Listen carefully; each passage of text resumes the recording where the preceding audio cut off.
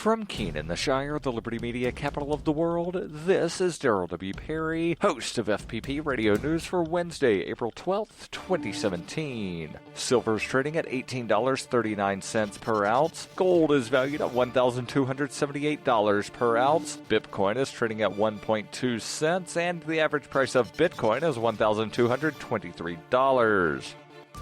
Antiwar.com reports continuing to double down on a growing flurry of allegations that are fueling soaring tensions between the U.S. and Russia. The White House on Tuesday accused Russia of plotting to cover up last week's putative Syrian gas attack, insisting they are confident that the Syrian government carried out the attack and that Russia has been spreading disinformation to try to cover up the incident. White House officials claimed a mass of data backing the allegation, adding that they did not believe it was possible that Russia would not have had advanced knowledge of the attack, though their declassified report offered none of this claimed evidence. Indeed, if the Pentagon is to be believed, that evidence doesn't exist in the first place, because shortly after the new round of White House statements railing against Russia, the Pentagon issued its own statement rejecting allegations circled on Monday of Russia having advanced knowledge of the attack, saying they had seen nothing to corroborate the allegation. Interestingly, the false allegation that Russia did have advanced knowledge themselves came from U.S. officials, albeit ones quoted anonymously, once again underscoring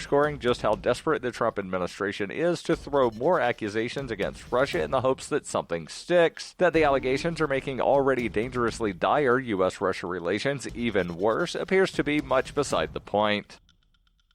For nearly 40 years, Roberts & Roberts Brokerage has been a trusted source for buying and selling precious metals like gold and silver. They also take Bitcoin for precious metal purchases and have permanently removed the minimum purchase amount for all orders paid in the digital currency. Call Roberts & Roberts today for knowledgeable advice on buying and selling precious metals and a forward-thinking approach to new technologies. 800-874-9760 or visit online at rrbi.co.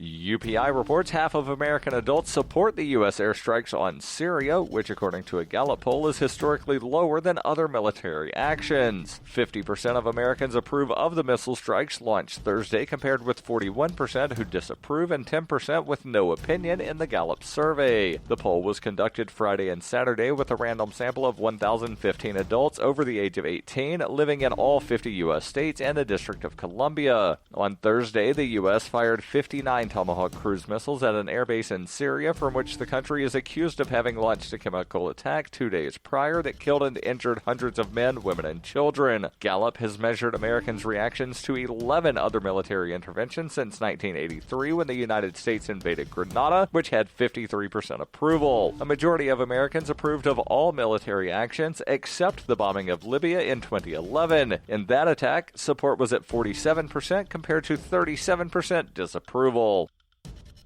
When you hear the word lobbyist, you probably think about greedy corporations, but not all lobbyists are the same. Some are fighting for the freedoms you hold dear. Liberty Lobby LLC is doing just that in New Hampshire, working hard to represent you, not some special interest group. You can help by going to libertylobby.info, where your contribution will give us the tools we need to ensure that your voice is heard. Visit libertylobby.info today to find out more.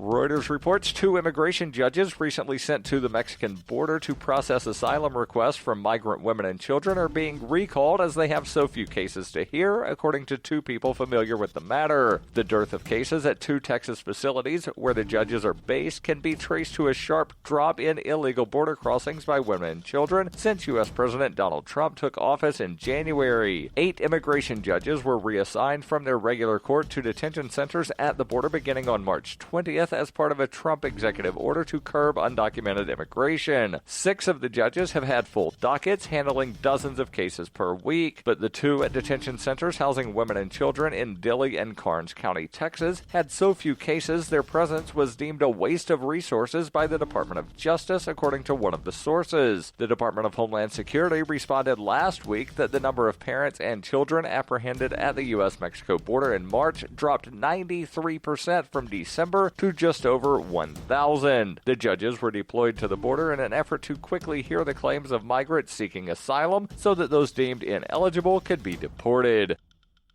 This has been FPP Radio News, online at fppradio.com.